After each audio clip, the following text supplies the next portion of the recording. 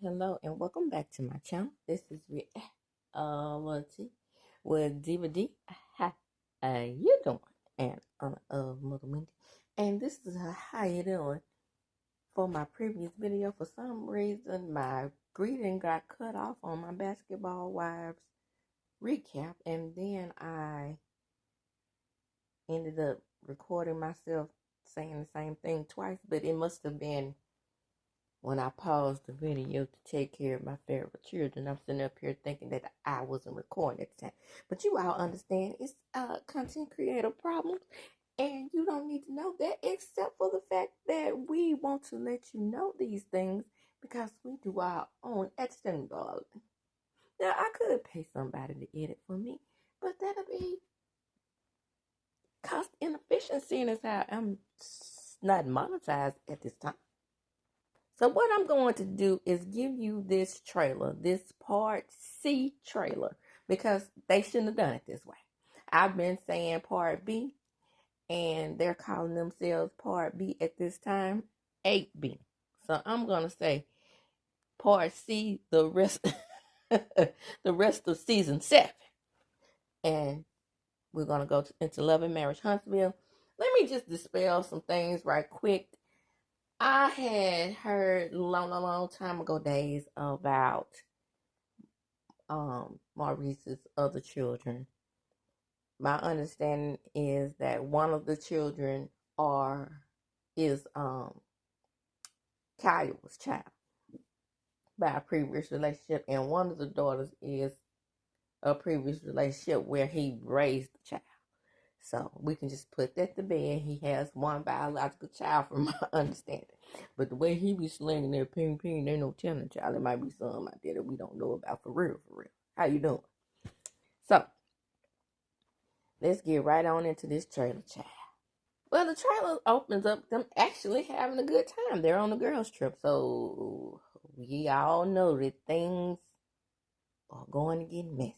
Now, don't we? Especially since this is their first out of the country trip and Melody is sponsoring it. And you know, I hate to bring up the young lady that was in Mexico. I can't think of her name. The beautiful young lady that was murked by her best friend. This is what this is reminding me of. Not to that level. I don't think any of them will murk her. Well, maybe Stormy, I don't know. Allegedly. Everything is alleged in my opinion. But seems like she could get mad enough to take somebody out. But that's neither here nor there. It reminds me of that situation because of the amount of vitriol coming at her on a trip she planned. That part. Not the, murking her part. So, why is Nell asking Sonny does she have any kids? She says not yet. So, she must not be talking about from Moses because she and Moses only been married 5 minutes. But then she tells her that she's going to do Abigail. Oh, and this puts a B in that doggone Destiny's body. Don't you talk about Moses on this trip. But Sonny was a brave one to come on this trip, knowing that nobody like her. I'm just saying. So here's Destiny making everything about herself, right? I've had to listen to my friends ask at the woman who took my man about having children. And, that had to be hard. Well, what that got to do with Nell? Now, Nell knows that she told y'all that. So they give Moses subtitles, but they don't give them to Clench Teeth over there. Trish. Child. Anyway.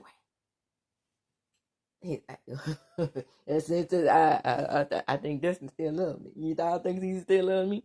Now, why is he worried about if Destiny love him or not if he don't love her? Who gives a fuck? You married, remember? There's Martell with the side chick conversation again. He knows how to bring that up, don't he? Because he's the expert of having side chicks. Allegedly. So, he goes.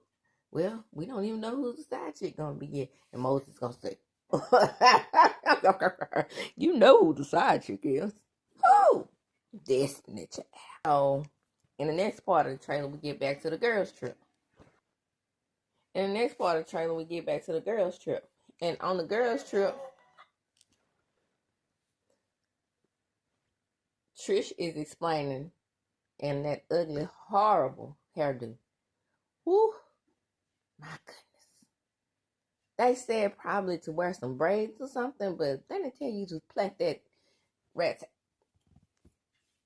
rat's nest on top of your head. Have y'all seen a rat's nest? They are not pretty. Not at all. But anyway, she goes on to say, me and Martell never slept together. We never did anything. And it's making it seem like Melody is uncomfortable. Well, if they were sleeping around together in that lady house. So they ask her, you know, why didn't you just say that in the first place? Because Shanita's like, well, you say you're married, then you're not married, or you're married. We don't know. And then that's when she said, I just did. Snapping that nail, child. Poor Ken. And the next thing we had the fellas. Because you know the girls are on the girls trip. And it's pretty cool, looks like in Huntsville. And so Martell was outed by Marceau about sliding into Trish's DM. And so confidently Ken said that was before me. Because you know, now he had that conversation with tight lips. So we find out, really, I don't think that this was before Ken. I think that it was transitioning into Ken. That's what I think. I'm just saying, allegedly. So, Courtney tells Martell he need to be quiet. He say, you know, no, man. I say what I want to say. You know, it was happening around about, the time we went to Las Vegas. You know, things of that nature. So, Maurice's spin doctor is trying, aka Kim, is trying to spin it and help her husband, who was arrested with the DUI. So we're going to find out more about the DUI. So Tisha is not, on Maurice's side. She was like, what if he had gotten hurt? What if he had hurt somebody? That's all I'm saying. As a viewer of this show, not the almighty, upstanding Martin Luther King Jr., Maurice Luther King. No, never. Never breaking the law. Not the upstanding Maurice Jefferson Scott. No. Never that. So, Marceau says, well, man, I'm hanging out with a bunch of convicts. Don't leave yourself out of this, Maurice. Marceau. Too many Mars.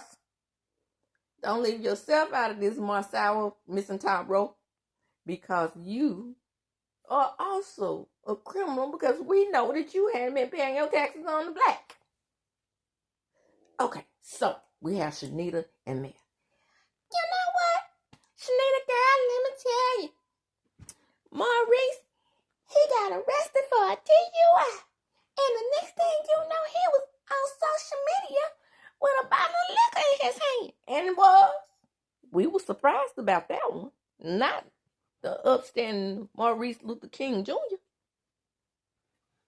Maurice Jefferson Scott, the one who was into it with bloggers, who he expects to apologize to him for having a high moral standard. Child, I can't make this stuff up. Oh, and when I say this, the DUI happened before his interview with Dustin. And what he said to Dustin was that there is fault from Mel and Martell, and they need to apologize to each other so they can co-parent like him and Kim. Now, we all know that him and Kimmy have co-parenting issues with that good monster. They may have not had them with Jalen, but Kiowa is comfortably in this situation. So Monster does not think he has to obey Kimmy. Okay? That's what I'm gathering. Seeing as how he don't wash his butt when she tell him to.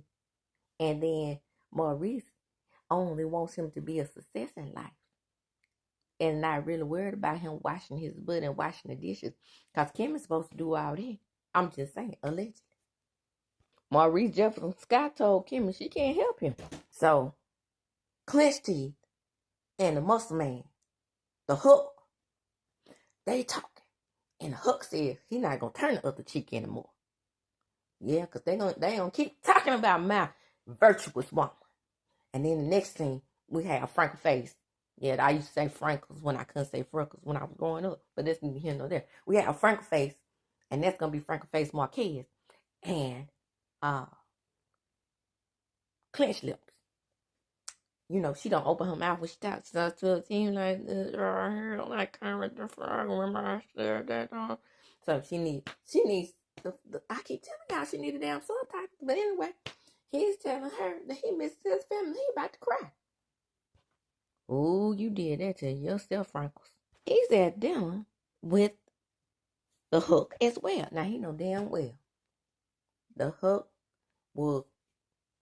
he might be a gentle giant, but he said he ain't gonna keep turning the other cheek like Jesus.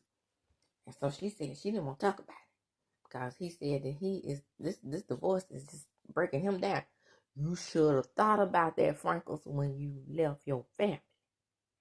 I ain't got nothing for you, deadbeat dad. Now, she signed something, but I don't think it was divorce papers. So, Destiny is letting Melody know that she has never slept with Martell. They don't have anything going on. If she didn't know, now she knows. So, here is Stormy. Stormy all up in her bed. Oh, I'm at my warehouse crying. And one of Melody's damn followers come to my house, my warehouse, and with a camera record. And then she was like, and that ain't her fault. But I got arrested for guess what? Harass communication. Oh, girl. Stormisha, I have had your back as far as your business goes. But you wrong? I'm going to let you know you wrong even if you are my homegirl from right down the street from where my grandmama lived. You wrong. So, she tells me, state where you stand. Pressuring her to say that, she was against whatever happened. And Melody said, I don't have to say shit. Melody be cussing now these days. She cussing people out. Now, when I first met Melody Cherie, she didn't do all that cussing. When she was Melody Cherie Holt, she didn't cuss. She was a prim and proper lady. But it is time to check a bitch. Okay? That prim and proper shit about to go out the window. So, Melody and Nell get together. So, Melody finds out that, she knew about the interview. Okay? She finds out about the interview. But before that, Nell's like, oh, Melody's not taking accountability. And so, then in the next scene, you have Melody and Nell. And Nell said, Melody, you know I genuinely love you, baby. And she said, well, I thought you did too until I saw this interview. And she pulls out the green phone. Light green. Not the real. Baby, if she had pulled out that red phone, Nell's face would have been cracking on the ground. Shout out to Cassie Davis. So Shanita said, some of these people ain't your friend. And I know she talking to Melody. And Tisha said, she ain't the one. So I guess her and Shanita gonna get into it. But we'll see on that one. So in the last scene, Martell is confronting Marceau about the interview that he had. But what Martell is leaving out is that at one point in time, he did say free Martell, but Martell don't want anybody talking about his charges. So Martell is going to let some cats out the bag. So every time you talking about muscle, this is what T saying. Every time you talking about Martell, you really talking about Martell. Man, I don't even talk about you. That's what Martell said. So he told him, I'm just telling you right now, I don't have no respect for you. And then Martell said, and you is a bitch ass nigga. So, hey, they evil. Now, Martell, well, they all Greek. I was about to say, but Martell is a Kappa. But they all Q. So some more Q's on the show. So, I'm breaking dude code because I don't say shit about it. See, this is Martell doing the thing that Martell does. When he loses his cool, are you paying attention? Everybody, he has lost his cool with all of you, but it's the Melody's fault. Okay? I want y'all to pay attention to that. So Martell gets on the tissue. Because he's like, he been fucking bitches with me and him together. I wasn't by myself. We all know this. Allegedly. And then Martell says, and you fucking my boy. And you been fucking. And you still fucking. He talking to Tisha. Because Tisha said, where are the pictures? Martell is telling tales. You thought he was telling tales on the last episode, baby. When this Olympics is over and they come back in August, he gonna really tell tales then. But a lot of people feel that this show is not on hiatus because of the Olympics. I'm like, y'all go too deep. What the hell is it then? Let Carlos King say whatever he want to say, whatever hiatus type of situation he had. But baby, when I tell you, I did watch that Mess of Monday, and that damn Dr. Heflin dragged her down to her bare bone, tight lip Tish, dragged her down to her bare bone, baby. She didn't leave a crumb. Do you hear me? Boy, I hope Tight Lip didn't see that, you know. I would say interview, but, you know, they go back and forth. That panel, I'll call it a panel. And they tell him to keep going because Martell about to tear it off and went to the wall.